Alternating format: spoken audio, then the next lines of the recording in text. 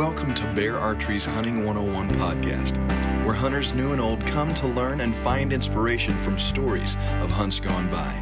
Everyone is welcome to enjoy the outdoor way of life, and there is no better time to start than right now. So let's head into the great outdoors with your host, Dylan Ray.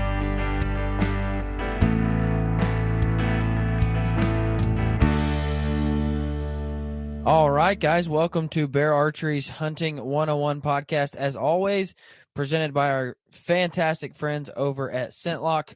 What sets ScentLok apart from everyone else is their carbon technology to destroy your odor and give you more successful time in the field. Guys, go check out all of ScentLok's lineup, because I can promise you this, they have something for you. So go check out our friends over at ScentLok. We have a lineup of knowledge and wisdom and decently good-looking guys on the podcast. I'm not going to call them good-looking, but it'll be a fun one for sure. I can tell you that. We've got Jason Rounsaville, the executive director from Pope & Young. We've got Jim Willems, the past president and current board member for Pope & Young.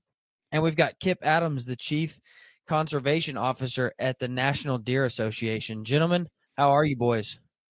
I'm just trying to figure out if I'm wisdom, good looking, or knowledge.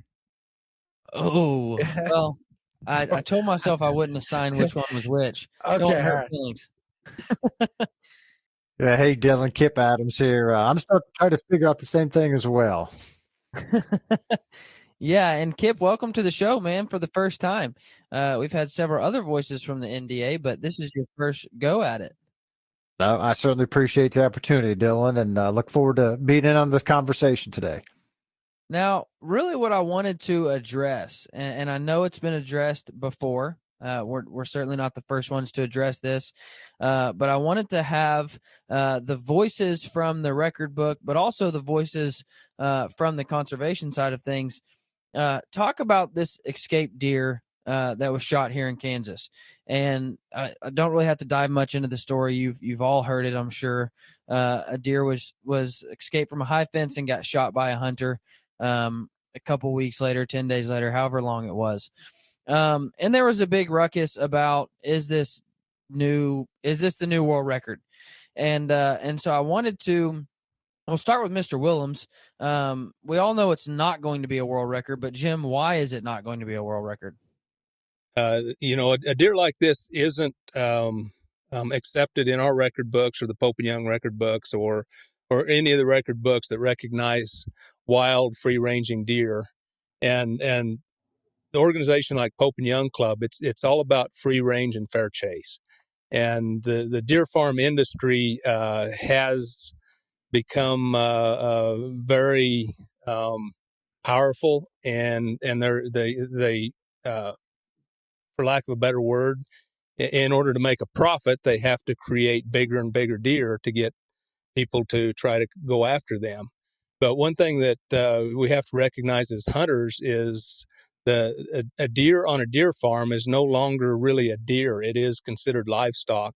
In almost every state in the United States, the deer farm industry has lobbied to get their industry under the regulation of agriculture.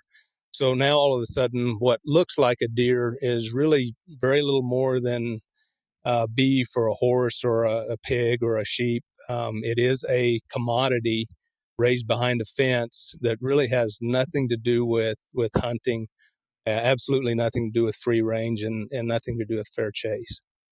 Now, is there a point, and I don't know if this is a question for Kip or for Jim, but is there a point in which a deer goes back underneath being a wild deer? Or if it was once on a high fence, it's always a high fence? You know, what if it was born inside of a high fence and then you shoot it 7 years later and it's been in the wild for 7 years? Is there ever a point in which that deer goes back to being wild? I think, Dylan, from a wild nature of it, if you're talking just truly about a deer, that's not habituated to humans, one that lives entirely off the land, there are certainly high fenced areas that would meet those requirements. I have been on some, particularly in Texas, extremely large areas that are fenced off, but you have deer in that are very wild in the behavior and not habituated to humans at all. However, I won't speak for Jim's half, but from the record book side, those still would not be considered wild deer or eligible for those record books, simply because it's just too difficult in many cases to tease out, hey, is this really fair chase inside this fence or not? So the record books in many cases have just said, we're just not going to allow them, so we don't, try to parse straws over, yes, this is, or no, this one doesn't actually meet those requirements. So, and I think they've done a great job over the years, making it, hey, this has to be free range. It's got to be a truly wild deer and not something that has been raised behind a fence. Yeah, I'll add to that as well. One thing you have to consider is was there some manipulation in the breeding of that animal that would cause it to be abnormally large or just a different trophy? And that's one of the things to maintain the integrity of the record system. We really can't accept anything that was ever raised to grow the biggest or abnormally unusual antlers. That's really what is our biggest concern. And we've known for years it's only a matter of time before either an escaped deer is shot and they try to slide it in as a fair chase free ranging record, or even worse, somebody actually shoots one on a game farm and tries to claim that it was shot somewhere else.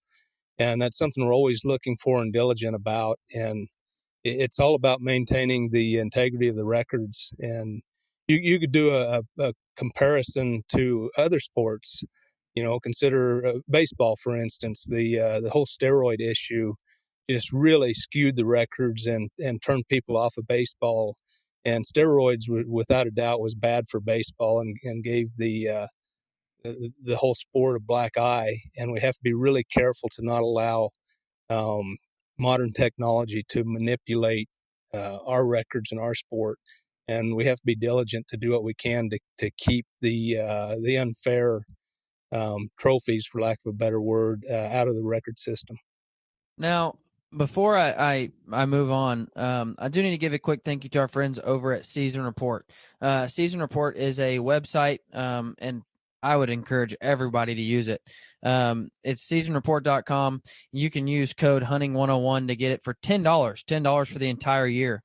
And it's one uniform platform for all states, to where you can look at all season dates, bag limits, restrictions, laws, and everything. And so if you are somebody, I know Mr. Willems hunts in tons of states, those websites can oftentimes get super clunky and hard to understand. And Season Report puts it all in one uniform way to understand it. So really $10 to save you from a misunderstanding and getting a big fine is super beneficial in my book. So go check out seasonreport.com because in my opinion, it's something that's not only a cool tool to have, but it's something that can save me from a misunderstanding down the road. Jason, how do you think a hunter in this situation, and I understand this is probably a super rare situation, but how should a hunter handle this? That buck walks out in front of me and I'm going to take him. So I think he handled it just right. He took that, took the deer that he wanted. I'm not sure if he knew that one had escaped prior to shooting it, but obviously there's a buck like that comes in front of you, you're going to take it. And in this case, with it being an escaped high fence buck, it's not only good that he got that, but there's a lot of reasons that you want to take that out of the wild deer herd as well. Yeah. So not only is it a trophy on the wall, I mean, dude got I don't know how much that deer would cost, but $20,000 deer for free. Yeah. And on that, here, this guy, he's not trying to make a claim and say, oh, it should be in the record books. He was upfront about it. And everything I've seen is that, hey, I shot this. It was an escape thing. And some people attacked him for it. And I think, man, I'd have shot it. I don't know anybody that would have passed that buck. Right. And so, he's not trying to be sly about it. He's upfront and doing just the right thing, doing what he should be doing. Now, Kip, other than obviously an awesome trophy on the wall, why is it necessary to get a deer like that out of the wild as quick as possible? The biggest thing with that just simply has to do with potential disease transmission to wild deer. and chronic wasting disease being the big one here. And the easiest way, and it's very clear looking at, how we have moved this disease across the United States, well, actually in Canada and a few foreign countries, the fastest is through the captive cervid industry. And this is not casting blame on them, saying they're bad people or anything. The reality of it is we just don't have a good live animal test for this disease. So deer are unknowingly moved on a very regular basis that end up testing positive for the disease at a later case. So we have a deer that escape like this, get into the wild, that potentially do have the disease that could be sharing this with wild deer.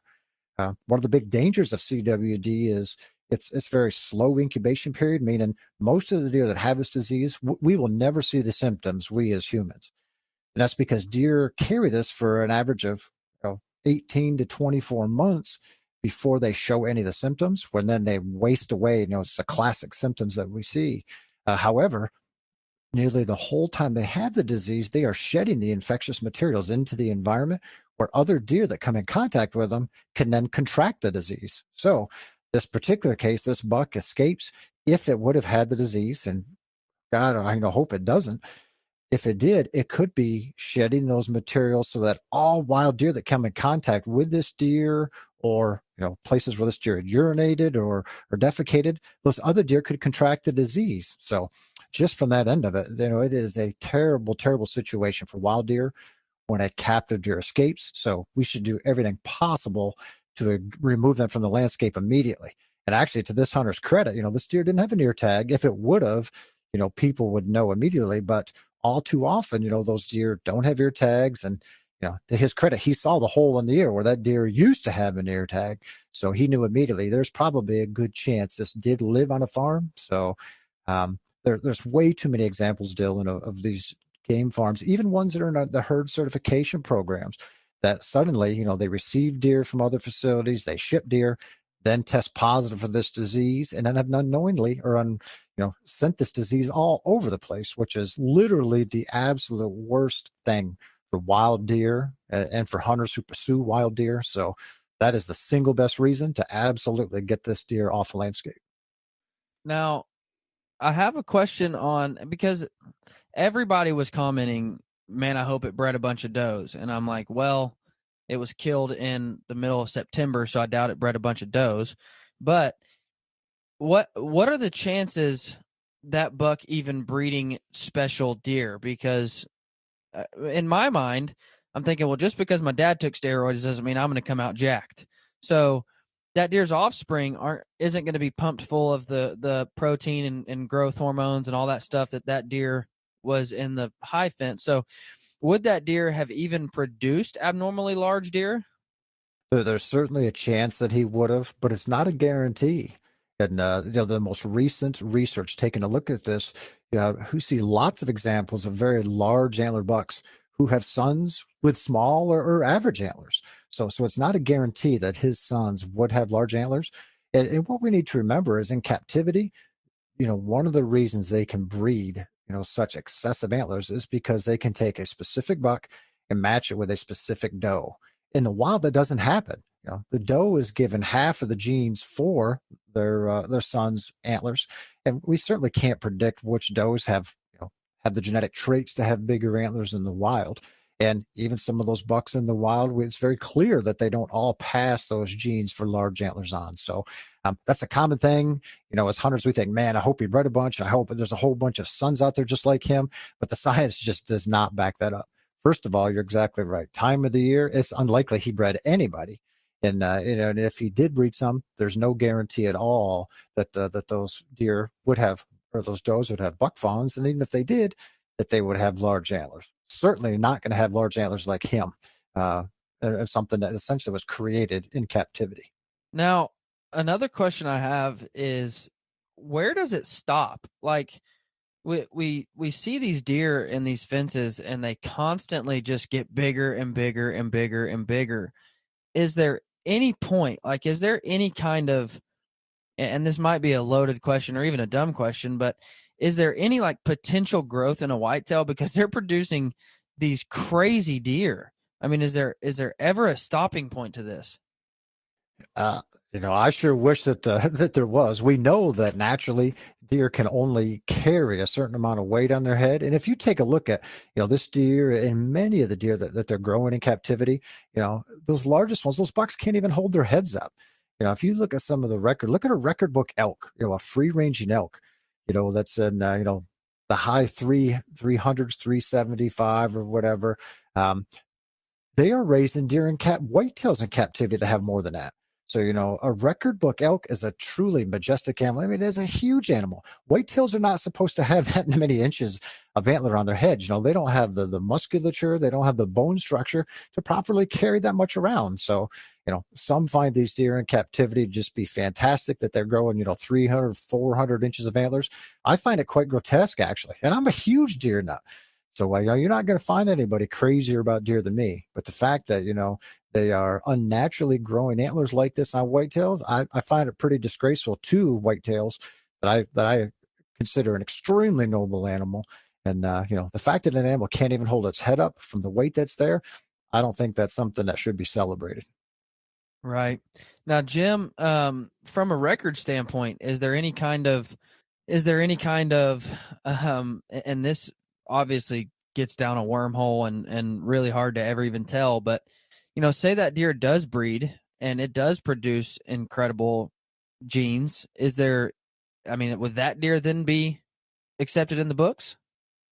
Well, it probably would be, because it would be a free ranging deer that was born in the wild, not in captivity. And it that's still had to grow in the wild. Yeah, but the problem is, how do you police that? That is literally Right. a nightmare of people that are in charge of the record system, records program. So I have to assume, just from my experience, I'm not a biologist like Kip, but you have to assume that, like he said, it's probably not going to produce abnormally large offspring. And within a few generations, just from my limited knowledge, I would think that all of those abnormalities and grotesquely large antlers would probably go away in the wild. I don't know how it's going to work with the first generation or the second, but what do you do about it? You trust the hunter, and you do some research, and you hope that it was taken legally and it was a wild animal.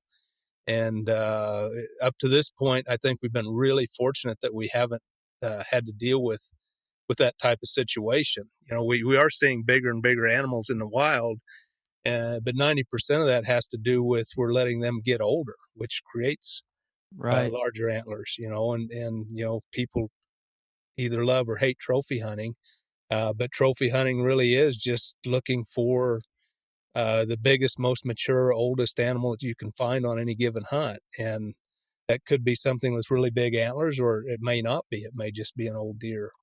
But how are we going to deal with this in the future? The best way to deal with it, ideal world, is we would outlaw deer farming. It's like a drug to certain people, and it really has nothing to do with hunting, or certainly not fair chase. And we have to remember that even today, with all of the BS you see going around with the anti-hunting and whatnot, 80% of Americans approve of fair chase hunting as long as the meat is utilized and it's done fairly. And then you start talking about high fence hunting, and that goes down to 25%. So it's just like the analogy with baseball and steroids. It's just because they call it hunting doesn't mean that's what it is. And at some point, we have to come out and say, enough is enough. We have to make it socially unacceptable for this practice to keep taking place. And I don't know how to do that, but that is probably one of the best things that would happen to wild game and fair chase hunting. Now, you mentioned that there are, we keep seeing bigger and bigger and bigger and bigger animals being harvested. Jason, how many new world records were announced? We had 10 new world records at the convention in July, and that's over the last 2 years. Which is insane. That's unbelievable. What do we constitute that to? just the North American model of wildlife conservation is working at an extreme level. I mean, we're growing the animals to that size. The management is letting them get there, and the hunters are finding them.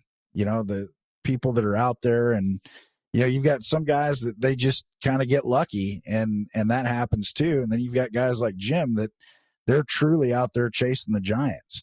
There's guys out there that are specifically looking for those huge. I mean, you're all looking for the big buck, but some guys are only taking that top 1% and that true trophy class. No, I mean, you see guys like Alan Bolin, who was on the show not too long ago, and we talked about this, and he passes up deer that anybody would I mean, not just deer, but elk and sheep, and he passes these animals up, and they're magnificent. But he says that he's like, I might pass a 104 Coues deer looking for a 107, or I might pass a 105 looking for a 108, and that's just, it's a complete different mindset. But I'm interested to know what you boys think, because obviously our conservation is working on these animals, but I also think that it has something to do with COVID and having guys had more time in the field and more guys had time in the field. So we just had more hunters and we had more hunting going on. So in turn, we had more opportunities at new world records. That's part of it. It's the more time you get out there, the better your chances. I mean, just going back to Jim's, I think he hunted one deer for, I think it was 28 days that he put in for one specific buck. And so that's part of it. And, people are good. The equipment's good. We've got good opportunities. Fish and game departments are working to make sure we have the opportunities out there. And it's all culminating in more world records being taken right now than what I could have ever imagined in a 2-year period. Yeah. Now, go ahead. Yeah, Jason, thanks for bringing that up. That deer I killed a couple of years ago. It was actually 24 days. I hunted 23 days straight and then took a day off. And then on the 24th day, I got him. But there are more people trying to hunt bigger trophies, and trophy hunting to the lay person today is it's like the assault weapon. It's a word that never really, it doesn't mean what you think it means. People think trophy hunting means you're just hunting for big antlers and you don't care about anything else.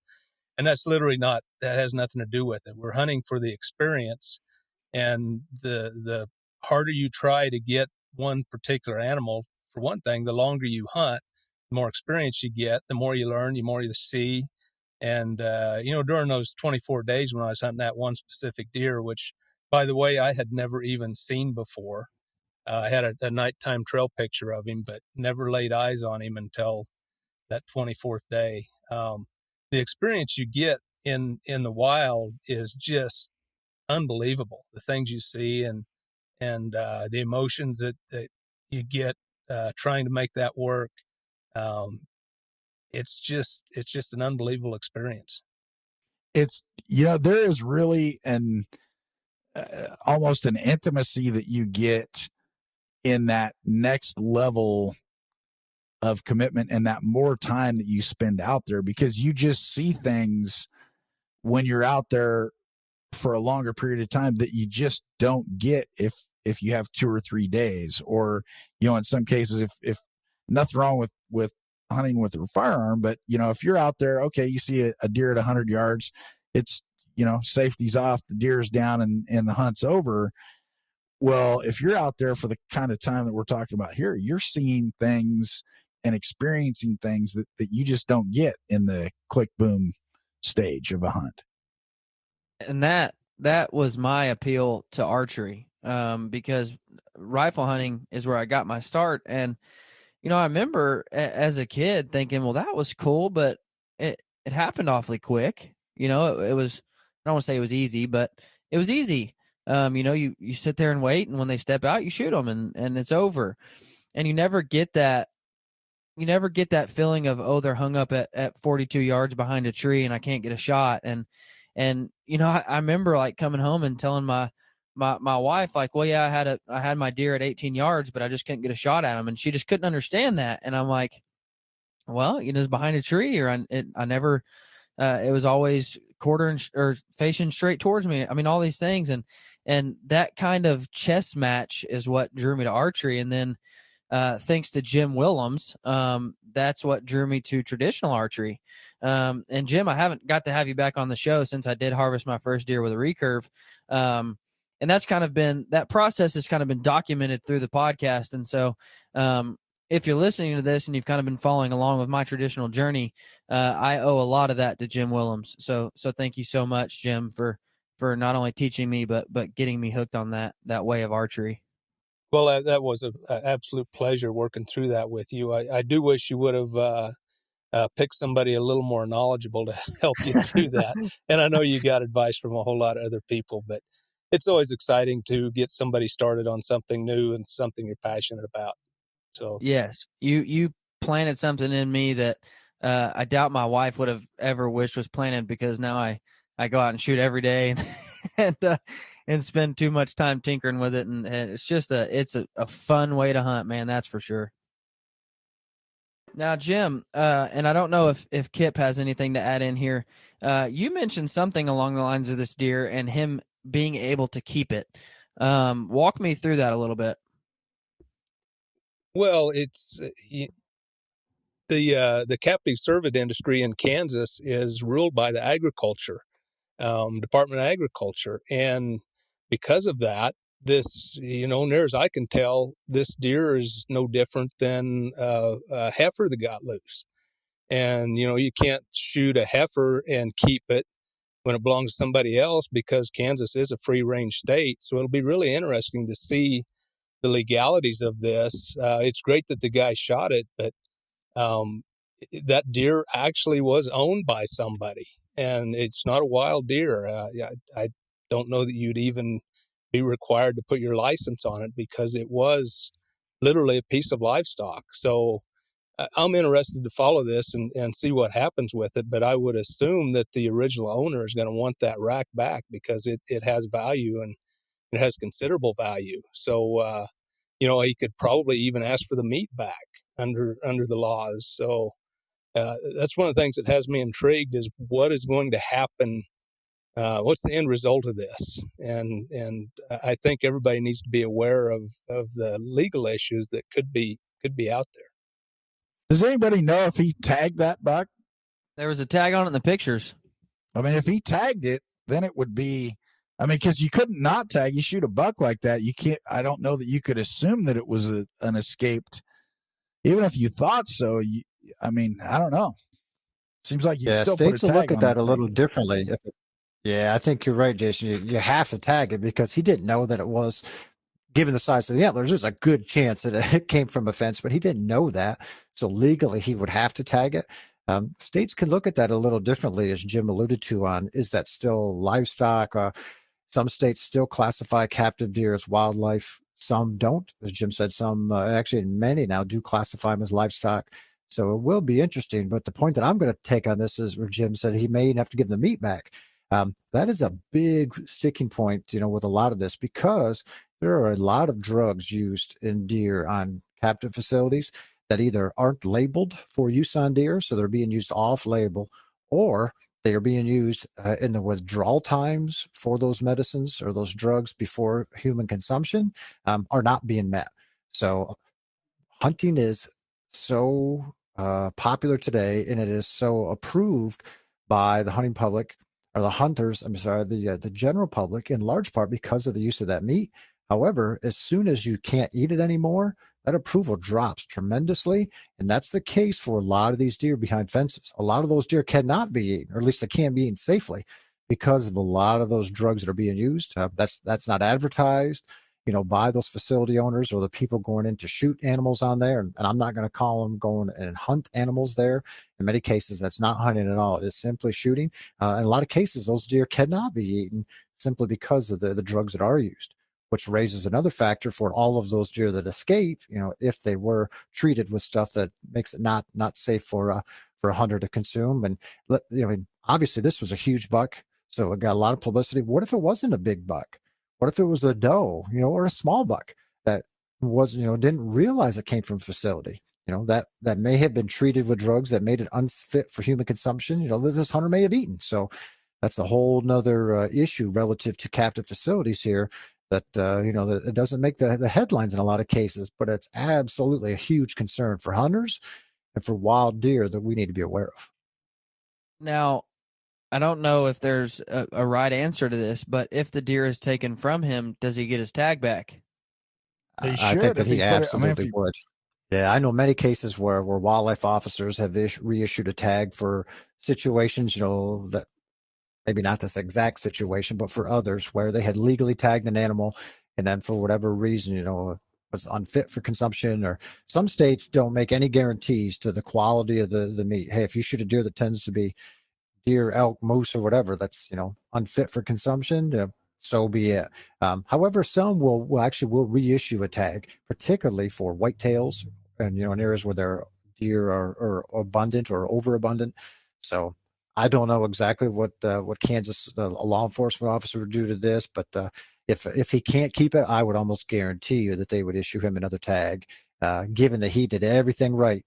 So that he could continue hunting and try to shoot another deer to feed his family.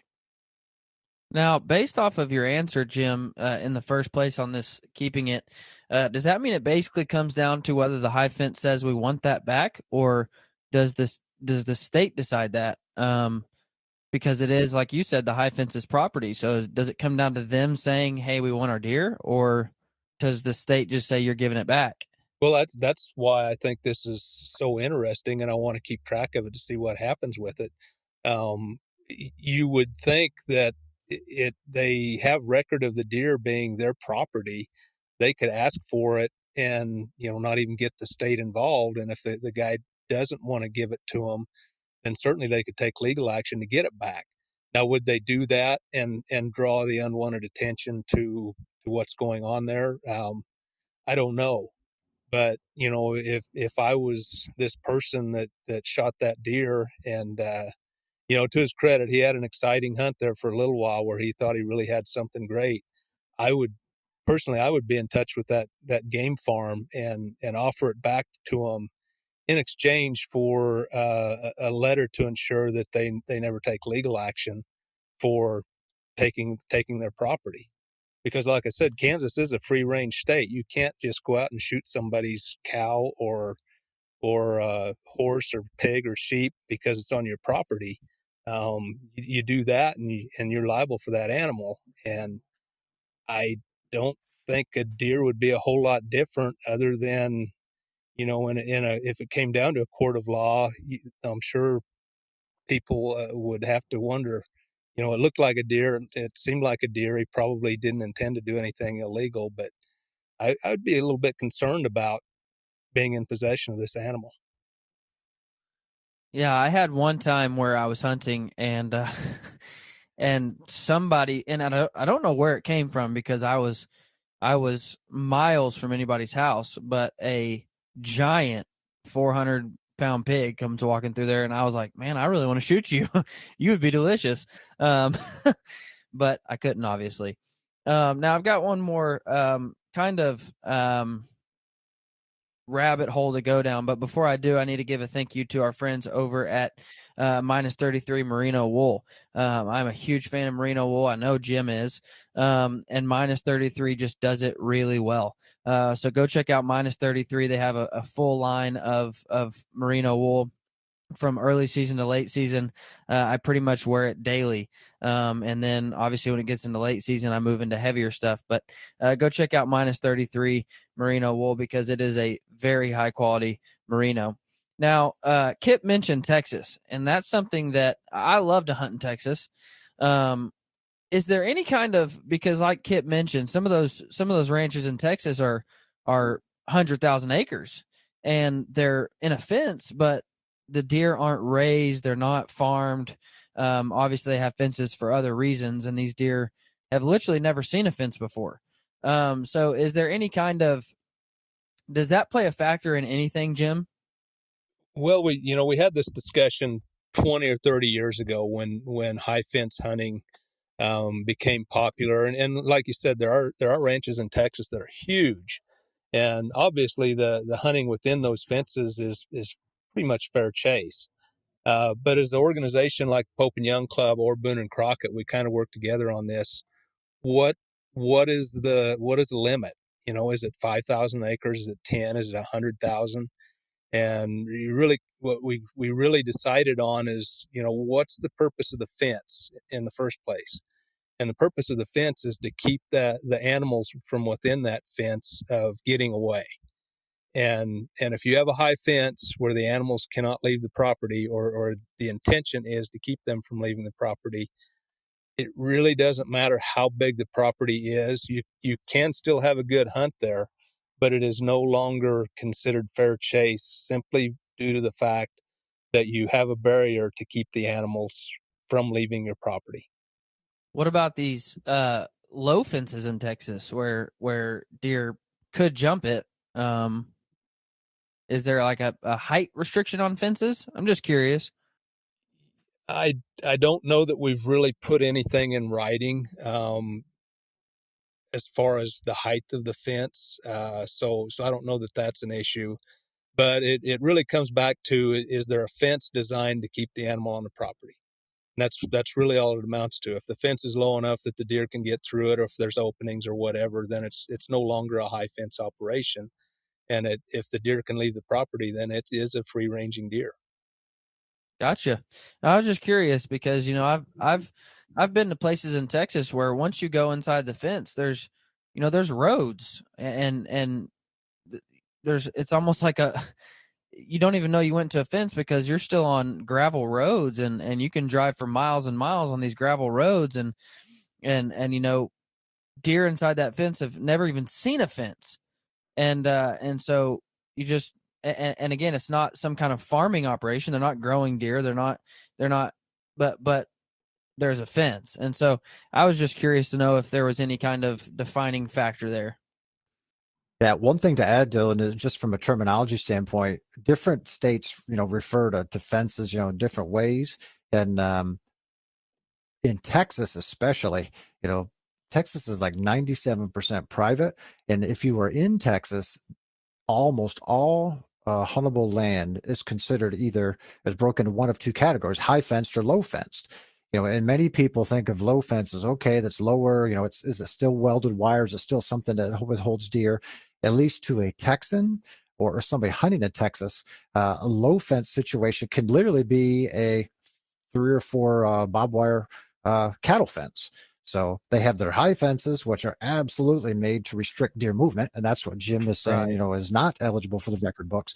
But if somebody refers to something as being low fenced, that might be welded wire that's meant to keep hogs out. It might be welded wire that's meant to keep dogs out, or that literally could just be a 3 or 4 barbed wire fence meant to keep cows in. So, you know, if you're outside of Texas and you hear that low fenced, just know that that's not a deer restricting thing at all. It literally could be referencing, you know, just keeping cattle in.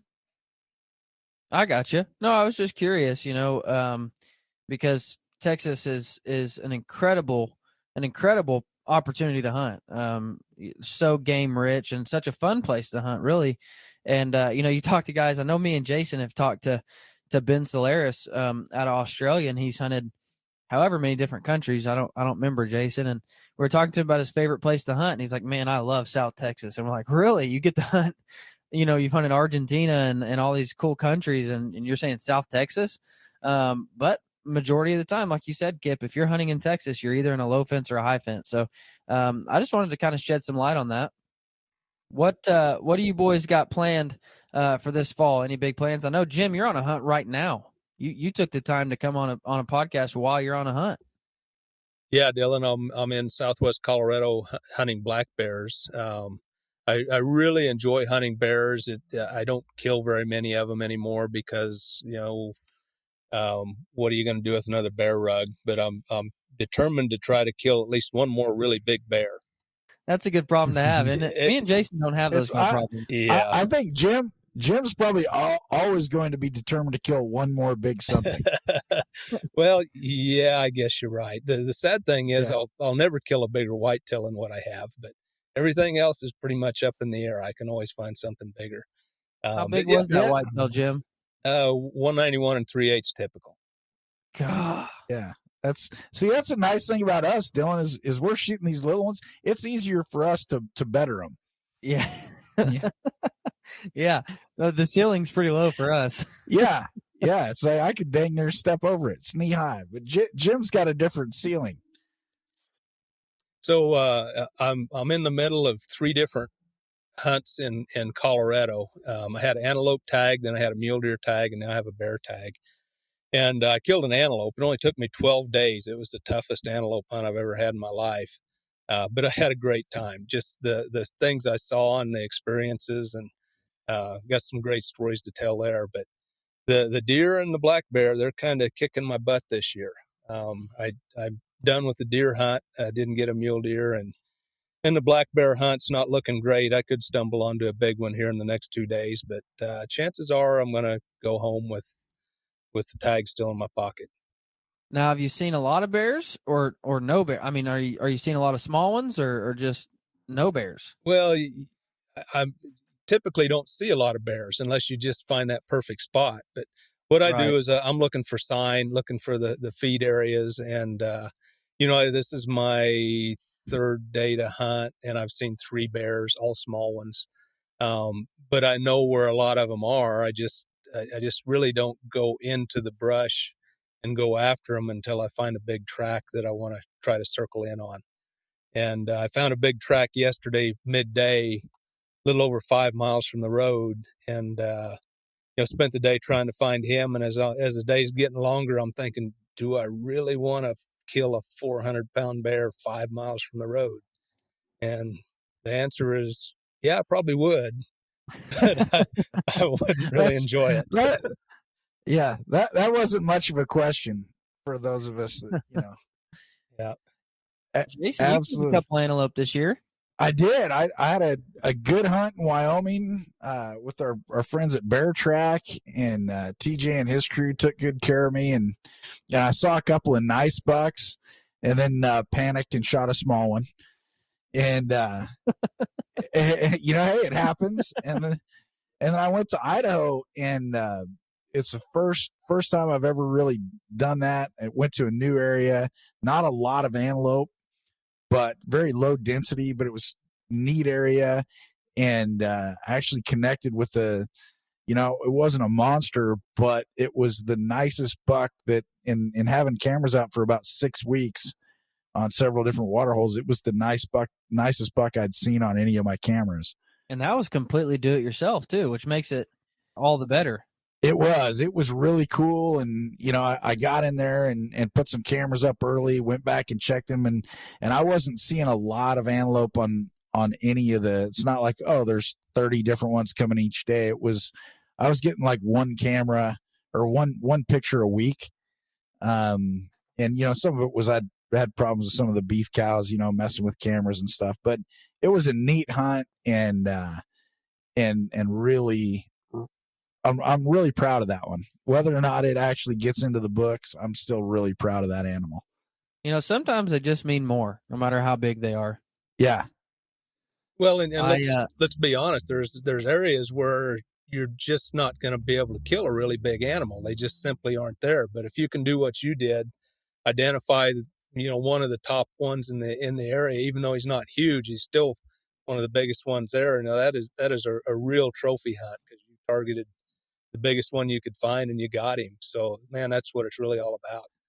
Yeah. It's been, for me, it's been an interesting year because I've had such a range of, Dylan and I get to talk to people who are taking these monsters all the time, and, guys that are around just amazing animals. And then I look at it, and I grew up just a little bit different. I mean, we were there to fill the freezer. And so that was kind of the first thing is at the end of the year, you wanted to be a yep, not a, did you get your buck? Yep.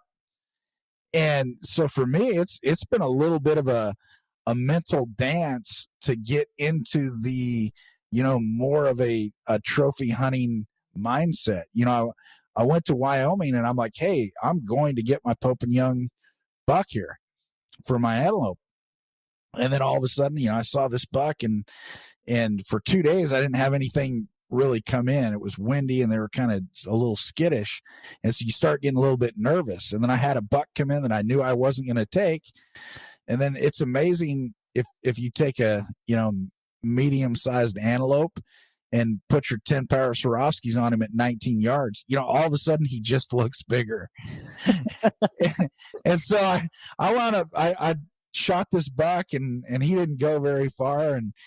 And I walked, I kind of, field judged him as not a taker. And then I looked at him and I said, maybe he's a little bit better than I think. Maybe he's got more mass than I realized. And because they say on antelope, sometimes if they have a lot of mass, it makes them look smaller. And so then I got up to him. I'm like, nope, I field judged him 100% correctly the first time.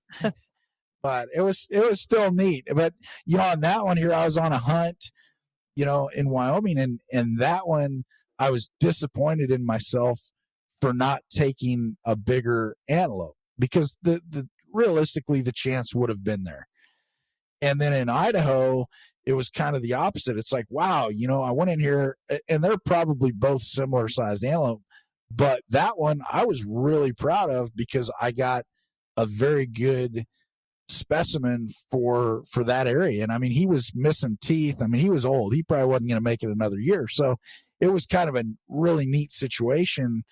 And then I went elk hunting and kind of the same thing. I passed some smaller bulls and then I wound up, eating tag soup on that one. And I'm okay with that. So I've really ran through a range of emotions this year on the hunting I've gotten to do so far. So, and to further Jim's point, I always tell people, know your trophy, whatever area you're hunting in.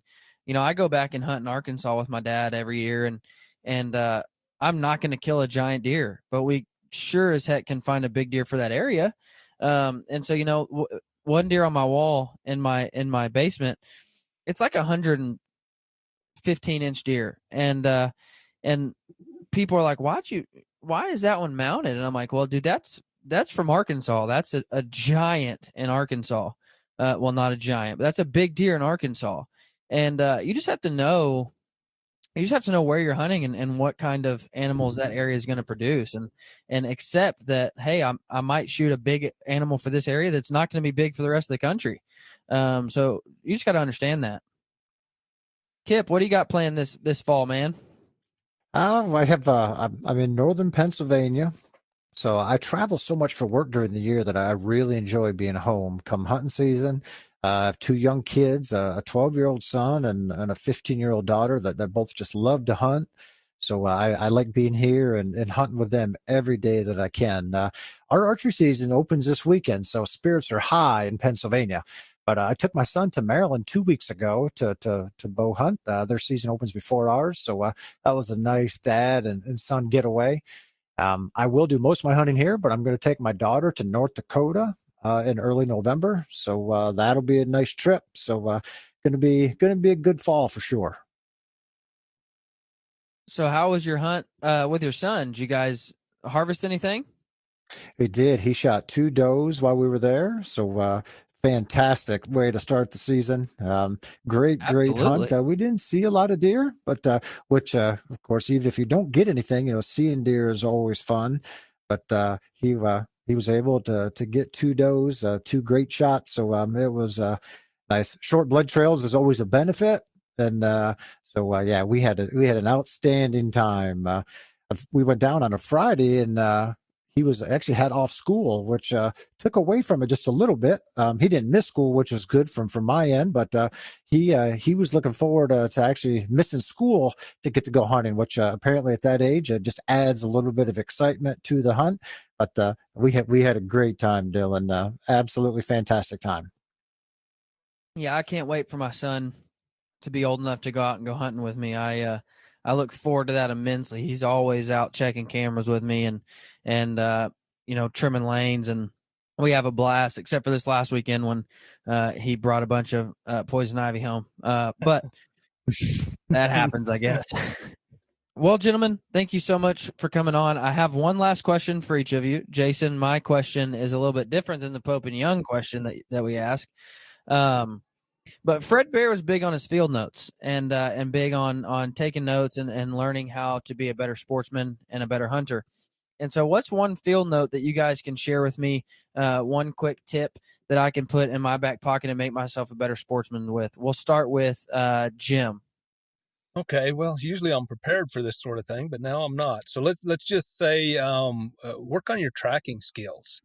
I've helped a couple of people track wounded mule deer recently, and I realized that I've always known I'm pretty good at it because the animals seldom get away from me. But I'm actually better when it's somebody else's deer because you don't have the emotional baggage that goes along with it. But practice your tracking skills. Even when you see the animal go down, don't go back and start from the beginning and look at where the foot placement is and where you see blood, and get used to how far apart the feet are when you're looking for tracks, and how far apart the blood is when that foot hits the ground. So I think that's one thing that everybody needs to work on is tracking a live animal and tracking a wounded animal.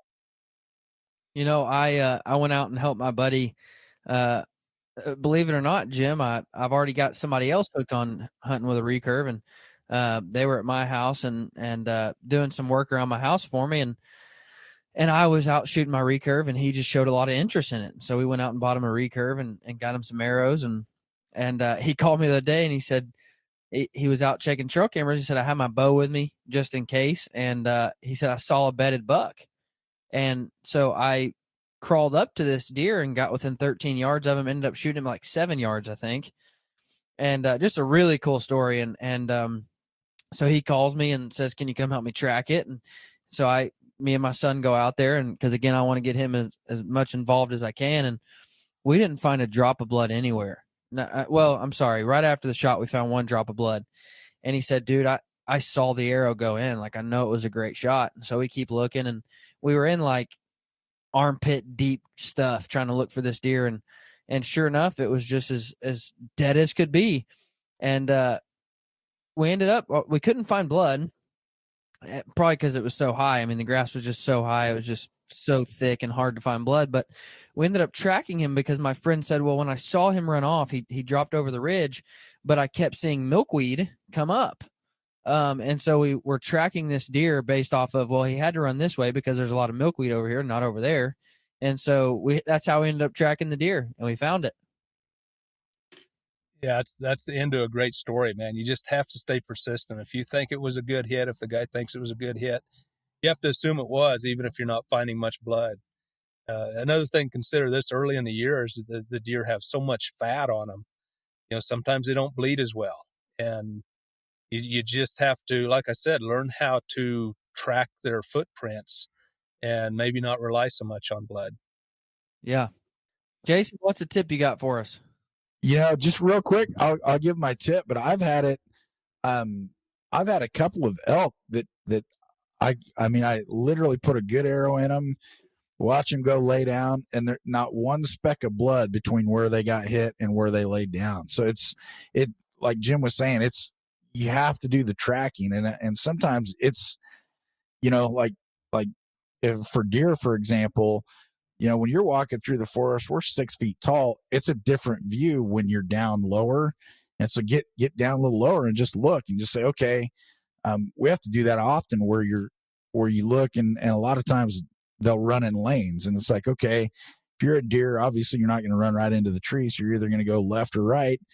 Well, that way, and you just kind of get down and look from their perspective, and then almost, track that deer with the tracks and where you think it might go, and then verify when you do find the occasional blood. So, the thing I would tell people, my tip for this year is that you're not going to get it done on the couch. If you want to go out and be successful and hunt and have fun, you got to get off the couch and you actually have to go hunt. Very good. Yeah, we talked to Brian Butcher on his buck, and that was really a funny story, a funny just kind of commentary between him and his buddies, because they had all been out trimming lanes, and they the other two guys had something different to do, and so it was really comical to hear that he got to shoot it and they were out at like a softball tournament, like a gala or something. Yeah, it was a barbecue and a dinner party. Yeah. So really comical. But Kip, what kind of tip do you got for us? Well, I'm certainly a huge Fred Bear fan, and like many, first bow I ever shot as a little boy was a bear. Being a biologist, I'm always interested in how deer see, how they hear, how they navigate the landscape. So this comes actually from a Fred Bear note. Early in his career making bows, at one point he actually had a bunch of different colored bows made. And now, we're putting colors into different bows. And I saw notes, gosh, this is probably 20 years ago now, where he had reviewed these different bows and then left a note for the workers there that he didn't like the blue. So to take the blue out of the next round that they made. And my tip is that if you take a look at how deer see essentially the red-green colorblind, basically. But they see really well into the blue spectrum. So anything that's blue or has hues of blue, deer see far, far better. So, bow hunters, we're often wearing camo, but there are some seasons that overlap, with some muzzleloader or firearm seasons where you have to wear orange in some cases, at least while you're moving. And, a lot of hunters don't want to wear that orange. While from a deer's end, they're not seeing that orange. However, I can't tell you how many people I've seen hunting wearing blue jeans or something that is blue. Deer see that really, really well. So I've always kidded folks and said, hey, Fred Bear was so far ahead of his time on a lot of things. And even with deer vision, even before we knew what deer could see, Fred was already saying blue is not good. Take that off his product. So my tip is be aware, of how deer see. They see blue really well. They see yellow really well.